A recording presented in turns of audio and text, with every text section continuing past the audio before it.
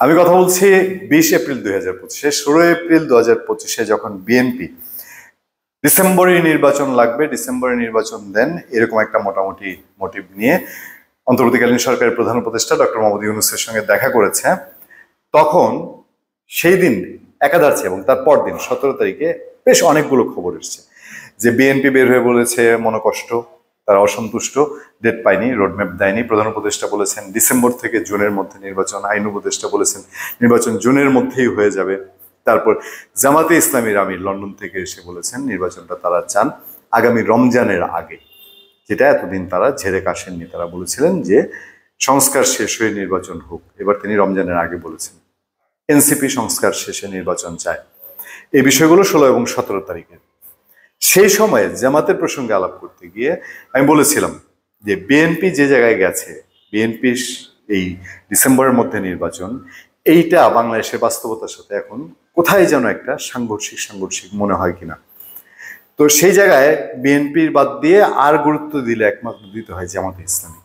কারণ হলো এটা কোনো প্রেম ভালোবাসা, জামাত প্রীতি, জামাত কর্মী, জামাত আগ্রহ সেই জায়গা থেকে না। বাস্তবতা কি?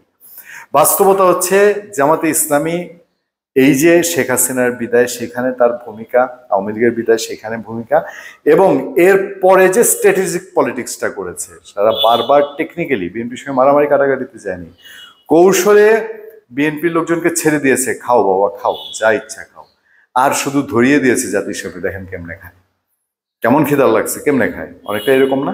এই করতে করতে করতে করতে জামাত এমন একটা জায়গায় গেছে এবং গভর্নমেন্টের মধ্যে এই যে বলে যে বিএনপি উপদেষ্টাদের কেউ কেউ জামাতপন্থী বলে না, বিএনপি জামাতকে এটা যদি করেই থাকে তাহলে বুঝে শুনে করে নেই। বিএনপি কোথায় ছিল তখন? বিএনপি কেন পারেনি ওইটা? কারণ জামাত ওই জায়গায় খেলেছে, জামাত ওই জায়গায় বুঝে ফেলেছে।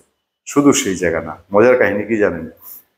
আমাকে দুঃখ করে বিএনপি পন্থী একজন মানুষ বলছে, ওই যে বিএনপি পেশাজীবী পরিষদ আছে না, তো বিভিন্ন বিশ্ববিদ্যালয়ে যখন উপাচার্য পরিবর্তন হচ্ছে, বিভিন্ন বিশ্ববিদ্যালয়ের উপাচার্যের জন্য বিএনপি অনেক সময় মতামত দিয়েছে, একে এই জায়গায় করা হোক, ওই জায়গায় করা হোক।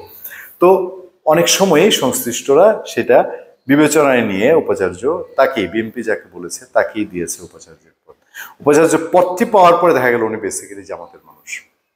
তো এই জায়গায় খেলা হয়েছে, সামনে আরো এইসব খেলা বের হবে। এই জন্যে আস্তে আস্তে প্রশাসনেও বিএনপিকেই বলতে হচ্ছে যে জামাতের প্রভাব বেশি, সরকার জামাত চালাচ্ছে, এরকম বলতে হয়েছেন। আমি ওইটা বিশ্বাস না করলেও মনে করি যে জামাত পলিটিক্যালি বিএনপির থেকে ওই জায়গাটায় এগিয়ে গেছে বলি জামাতের যে ইকুয়েশনটা, ক্যালকুলেশনটা, সেই জায়গায় আগানো যায়। ডিসেম্বরের মধ্যে নির্বাচন হওয়ার না হওয়ার দোলাচল চলতে চলতে যদি ডিসেম্বর চলে আসে, কেউ কেউ বলছেন জানুয়ারিতে নির্বাচন হতে পারে, কিন্তু হিসাব হলো বিএনপি যখন, জামাত যখন রমজানের আগে বলছে, রমজানের আগে বললে আচ্ছা জানুয়ারি ধরে নিলাম, আর জানুয়ারি যদি না হয় তাহলে খুব অ্যাপ্রোপ্রিয়েট টাইম হচ্ছে এপ্রিল। কারণ ওই যা যা আনুষঙ্গিক কাজ এগুলোর স্বার্থে 2-1 মাসের সময় দরকার আছে। এখন থেকে তো হবে না, এখন তো সংস্কারের কাজ চলছে, এবং এই সংস্কারের কাজে বিএনপি মুখে যতই বলুক, আমরা দেখতে পাচ্ছি এই হচ্ছে সেই হচ্ছে, হ্যাঁ নির্বাচন নিয়ে টালবাহানা হচ্ছে, বিএনপির কিছু কিছু নেতা, শামসুজ্জামান দুদু, আসাদুজ্জামান রিপন, তারা নানান রকম কথাবার্তা বলছেন, কিন্তু এগুলো আসলে বক্তৃতার কথা। বিএনপি তো ঐক্যমত্য কমিশন নিয়ে কাজ করছে, বিএনপির স্থায়ী কমিটির সদস্য সালাউদ্দিন আহমেদ আজকেও বলছেন যে আমরা খুব আন্তরিকভাবে সংস্কার চাই। তাহলে এই সংস্কার প্রক্রিয়াগুলো আগাইতে আগাইতে ডিসেম্বরটা জানুয়ারিতে হবে কি হবে না, অ্যাপ্রোপ্রিয়েট টাইম হচ্ছে ফেব্রুয়ারি এবং মার্চে আগামী রমজান এবং ঈদ। এর পর যদি এপ্রিলের শেষ নাগাদ বাংলাদেশে ইলেকশন হয় তাহলে সেটাই কি যুক্তিযুক্ত সময় না?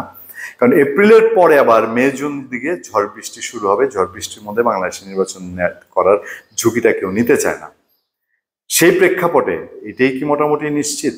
আর পত্রপত্রিকায় তো এই ধরনের একটা ফোরকাস্টই করা হচ্ছে। সেই ক্ষেত্রে বিএনপি কামান চেয়েছে, পিস্তল পাবে, এতেই বিএনপি খুশি নিশ্চয়ই। কারণ আগামী নির্বাচন যবেই হোক, ডিসেম্বর, জানুয়ারি বা এপ্রিল, 151 সিট বিএনপির জন্য খুব একটা কঠিন কিছু না। ধন্যবাদ সবাইকে, ভালো থাকবেন, সুস্থ থাকবেন। সত্য, করোনা এবং সহিংসতার সাথে আপনাদের সাথে আমি আতিক রহমান পূর্ণিয়া।